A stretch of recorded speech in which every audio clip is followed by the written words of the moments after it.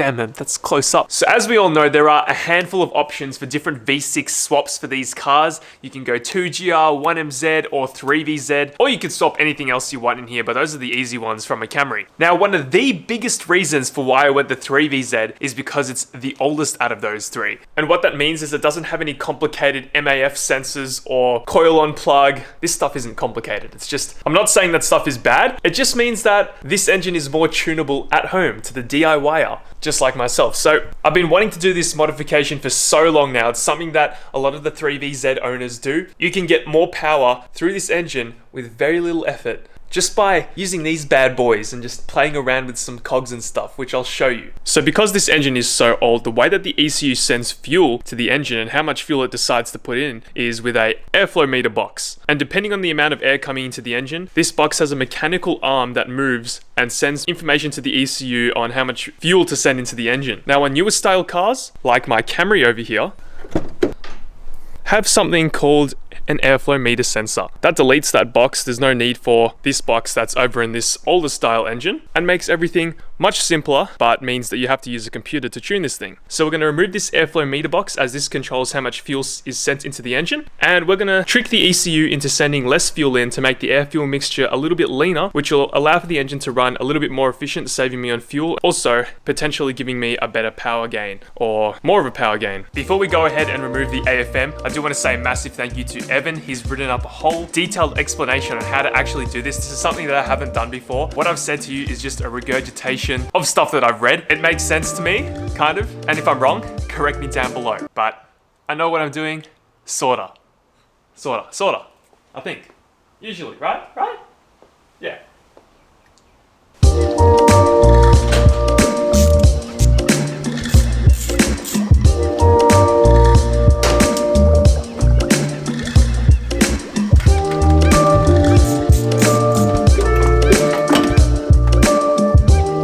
So here we are, here is that airflow meter box. It's still connected to some of the pipes over here. I just can't get them off for some reason. We're gonna remove the pod filter so I can properly explain it a little bit better. So yeah, this is how your engine decides how much fuel to send in, through this little box.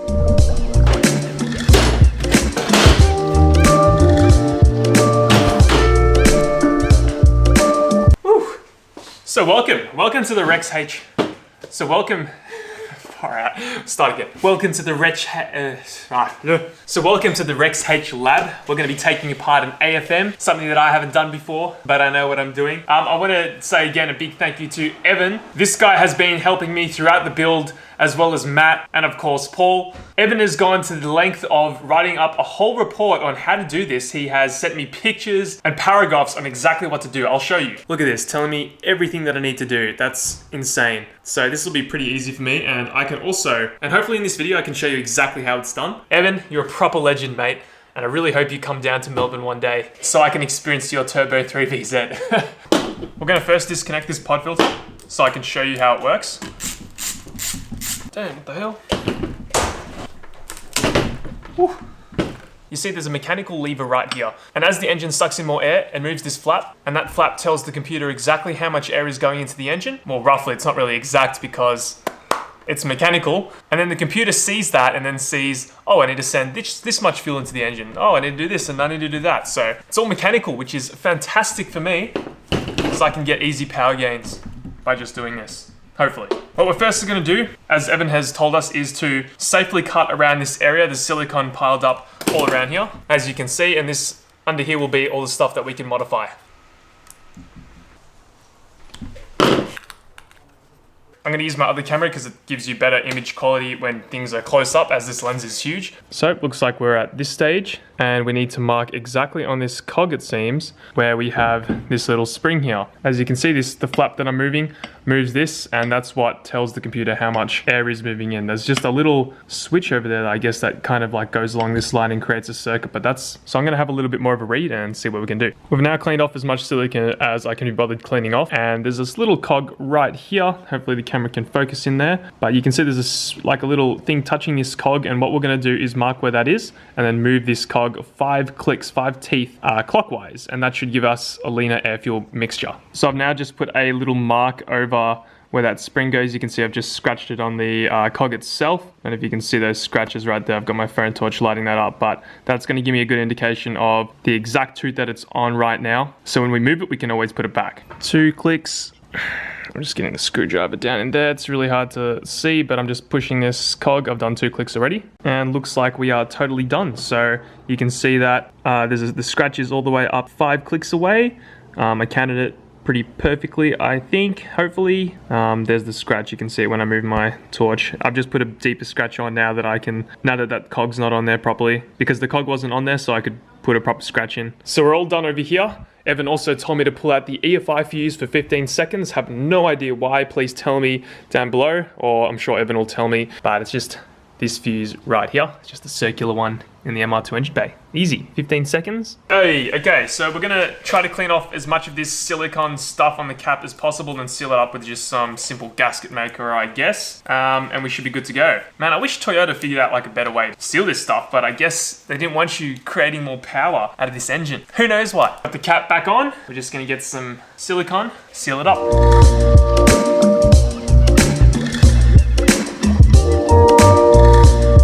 And there we go, everything's sealed up nicely, kind of. It's probably not the best sort of job, but that should do the trick. Again, I'm gonna say a massive thank you to Evan for doing a write-up on me on how to do this. Without people like you, I wouldn't obviously have any sort of idea for this. Obviously, I can do my own research and have a look, but it really helps when you got someone telling you that you can do this, you can do that, and then doing a write-up for you. Because some of the stuff online, there's no pictures for how to do it. So yeah, this should do the trick. Thanks, Evan.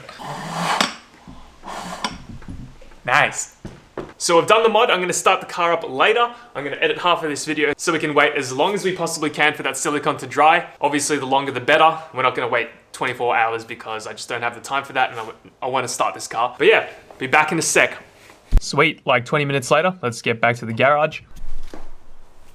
And we're back. Now, I have no idea why I said 20 minutes. That was like more of an hour of editing. We've been letting this dry for, I guess, about an hour, and it's come out really good. I mean, I can touch it and it's not sticking to my finger, which means it's good enough to go in the car at this point. I mean, I'm just gonna chuck the pod filter back on. I'm gonna start the car, see if it starts, and hope for the best. Also be putting that fuse back, of course, because it's not gonna work if I don't do that.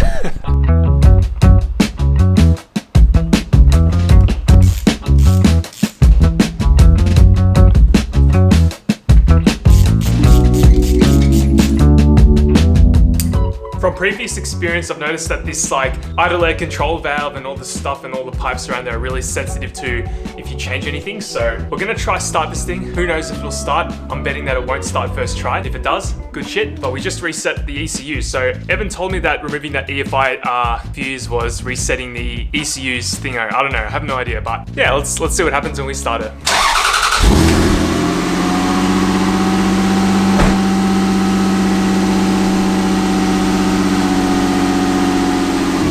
Sounds good to me.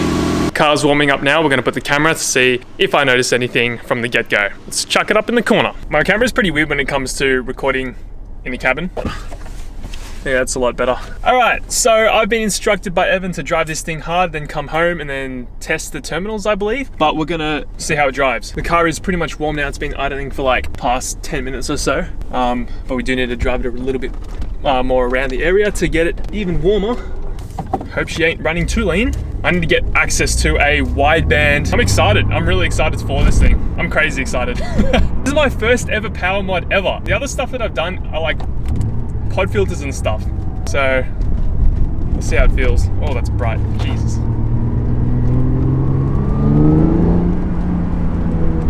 Okay.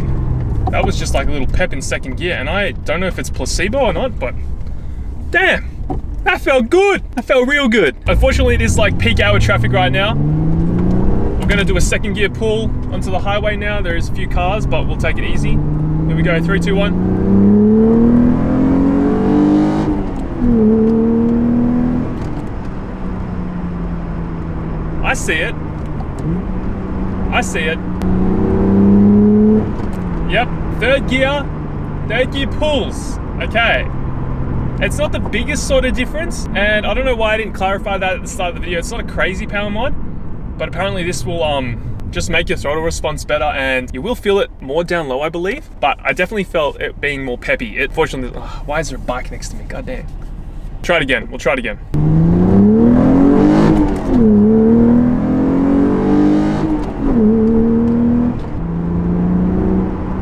Down low is definitely the biggest difference I'm noticing right now. Again, it's like sort of placebo. Like, I don't know if, I'm not 100% sure if it's really making any sort of power gain. No, it's definitely torquier. It's definitely torquier. Second gear as well feels crazy.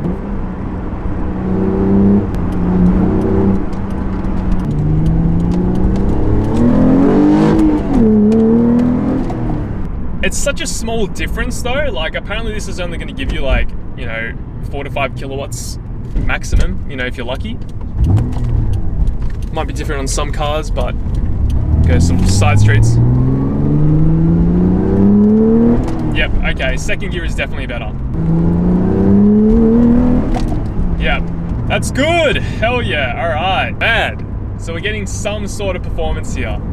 Woo! I was kind of worried it wasn't doing anything, but we still need to go home and double check and see if the it's not leaning out or anything.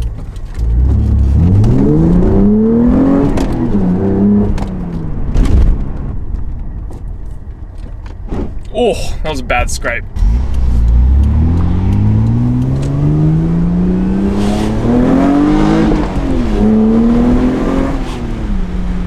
Definitely a torquier feeling in second gear, definitely more responsive. We're now going to check the fuses. We're now going to connect terminal E1 and TE1, and we're going to see if this thing throws any lean codes. As you can see down there, the diagnostics box has TE1 and E1 connected. We're now going to go in the car, turn the key, see if it throws any codes. Doesn't look like it. Oh. 1, 2, 3, 4, 1, 2. So 2, 4 it looks like. Looks like it is throwing a code. You can see that engine light flashing. So it looks like I messed up. Looks like I pulled the relay out, or the, I don't know what you call it. Anyway, I pulled the wrong thing out. I was supposed to pull out the 15 amp fuse. I put that all back together, put everything back together, checked all the plugs back in. And now when we turn this, engine light's constantly flashing, so it means everything's good. So yeah, I guess I just kind of cooked something, but everything's good. I think we'll end it here. Looks like we did get a feel for what this can potentially do. The car definitely felt a little bit torquier. So that code 24 means that the air temperature sensor is not working. So it looks like just we didn't plug that plug all the way in, but it looks like it's not getting any codes now. So we're all good to go. Might give it another test drive in another video. So stay tuned for that. Of course, you like the video, chuck it a like. Subscribe if you're new to the channel. More content on the MR2 coming. I am so keen to get this thing track ready and ready for some more power. Thank you so much for watching, and I'll talk to you in the next one. See ya.